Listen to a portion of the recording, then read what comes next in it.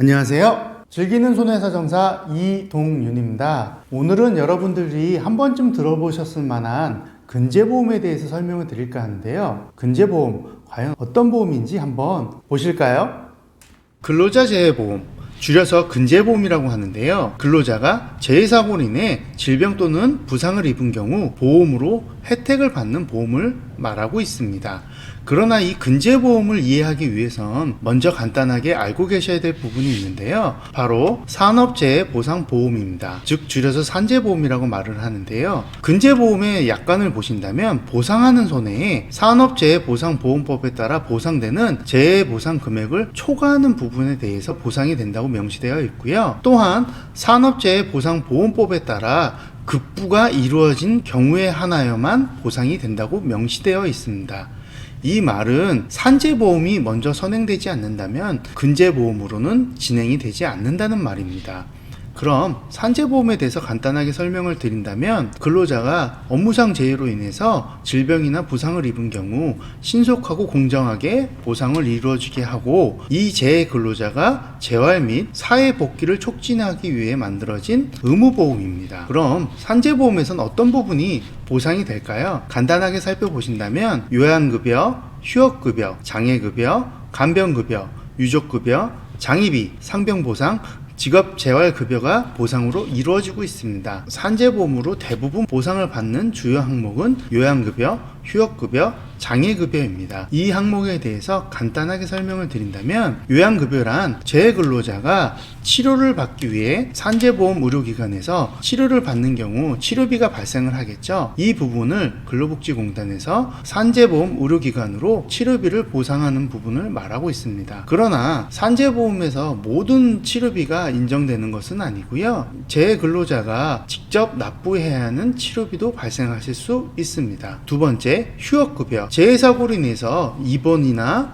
통원을 하게 되는 경우 요양기간 동안 이 재해근로자가 일을 할 수 없겠죠. 그렇다면 이 재해근로자가 벌 수 있었던 금액에 대해서 보상하는 부분이 휴업급여입니다. 이 휴업급여는 평균 임금의 70%를 보상하고 있습니다. 평균 임금이란 사고가 발생하기 직전 3개월의 총소득에서 3개월의 총 일수를 나눈 금액을 평균 임금으로 산정하고 있습니다. 이 평균 임금은 휴업급여 산정뿐만 아니라 뒤에 보실 장애급여에도 상당한 영향을 끼치고 있습니다. 장애급여란 요양기간 동안 충분한 치료를 받았음에도 불구하고 재해근로자에게 장애가 남는 경우 그 장애 등급에 따라 1급에서 14급에 해당하는 장애 보상을 말합니다. 여기 보시다시피 1급 1474일분, 14급 55일분까지 다양하게 보상이 되고 있는데요. 이 장애급여도 마찬가지로 평균 임금의 해당 장애 등급 일수를 곱하여 산정되고 있습니다. 그러나 산재보험으로 충분히 보상되지 않는 경우 어떻게 해야 될까요? 또한 각 항목별 초과되는 부분이 있다면 어떻게 해야 될까요? 이런 부분이 있다고 하면 재해사고에 따른 사업주의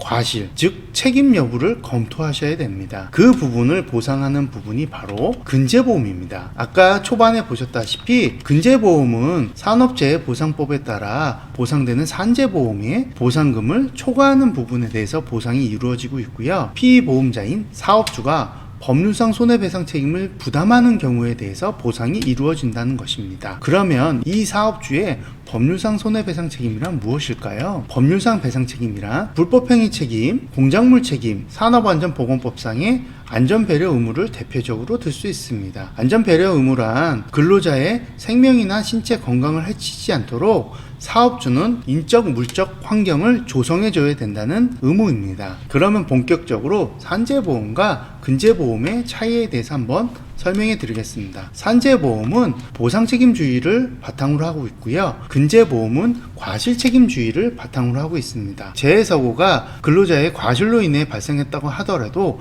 산재보험에서는 보상책임주의에 따라 근로자의 과실 여부를 따지지 않고 업무 수행 중 입은 재해사고라고 한다면 아까 말씀드린 요양급여나 휴업급여 등이 보상이 이루어지게 된다는 것입니다. 그러나 근제보험은 좀 전에 보셨던 사업주의 법률상 손해배상 책임에 대해 검토하고 있기 때문에 근로자의 과실을 검토하고 있다는 뜻입니다. 그럼 제가 진행했던 사고 사례를 한번 보시면서 설명을 드리겠습니다. 이 사고는 공장 내 설치된 설비 시설을 점검하기 위해 사다리를 이용해 작업을 하다가 사다리에서 추락하여 척추체가 골절됐던 사고입니다. 이 사고로 인해서 재해자는 척추체 골절에 따른 후방 고정술, 즉 유압술을 받았고요. 이 재해자는 산재보험으로 요양급여, 휴업급여, 장애급여를 받았습니다. 그러나 이 재해자는 산재보험에 장애급여를 초과하는 부분이 발생해서 근제보험으로 보상을 받으셨습니다. 다른 사고를 한번 또 보실까요? 이 사고는 건설 현장에서 철근공이 철근을 밴딩 작업을 하시다가 발생한 재해 사고였습니다. 철근을 가공하기 위해 밴딩 기계를 사용하던 중 밴딩 기계로 목장갑이 끼어 들어가면서 손가락이 절단이 되셨던 사고였습니다. 이 사고로 인해서 이 재해자 또한 요양급여, 휴업급여, 장애급여를 보상받으셨지만 장애급여에 대해서 초과하는 부분이 발생을 해서 근제보험으로 보상을 받으셨습니다. 다음 사고는 공장 신축공사 현장에서 재해자분께서 비계를 설치하여 작업을 하시다가 설치되어 있는 비계의 난간이 이탈을 하면서 재해자분이 추락했던 사고였습니다. 재해자분은 이 4.5m 높이에서 떨어지시면서 허리에 압박골절을 입으셨고요. 장애급여에 대해서 초과하는 부분이 발생을 하여 근제보험으로 보상을 받으셨습니다. 다음 사고는 건설 현장에서 형틀 목공분이 합판을 절단하시다가 바닥에 있던 목재 조각을 밟으시면서 몸의 균형을 잃고 이 절단기에 본인 손가락이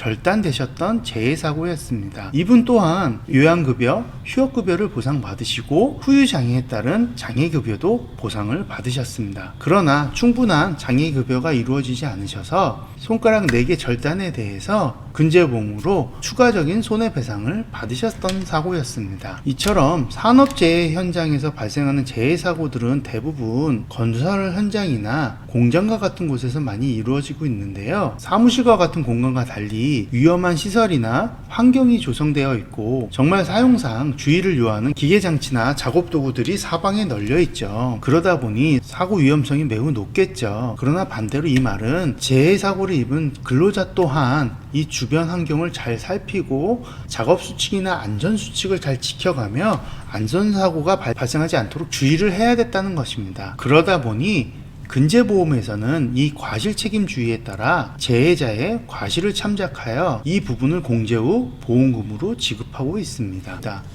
그렇다면 이걸로 끝일까요? 아닙니다. 근제보험에서는 법률상 손해배상 책임금을 산정하기 때문에 법원에서 인정하는 위자료도 산정을 해야 됩니다. 이 말은 산재보험으로 보상을 받았으나 초과되는 항목이 없다 하더라도 산재보험에서 보상 항목으로 되어 있지 않는 위자료 부분에 대해서는 근제보험으로 보상을 받을 수 있다는 것입니다. 산재보험에서 보상을 받기 위해 가장 중요한 부분은 바로 평균임금과 장애등급입니다. 평균임금은 아까 말씀드렸다시피 휴업급여와 장애급여의 기초가 되기 때문에 매우 중요하고요. 또한 사망시 유족급여나 장의비를 산정하는 데 있어서도 매우 중요한 항목입니다. 그렇다면 근제보험에서는 어떤 부분이 제일 중요할까요? 바로 이 재해 근로자의 소득에 대한 부분과 사고에 따른 과실, 그리고 마지막으로 장애급여 를 받으셨다고 하면 그 장애가 맥브라이드 후유 장애에 따른 노동 능력 상실이 얼마가 되는지에 따라 보상이 다르게 된다는 것입니다. 오늘 말씀드린 근제보험 좀 어려우실 수 있는데요. 재해사고가 발생하신다면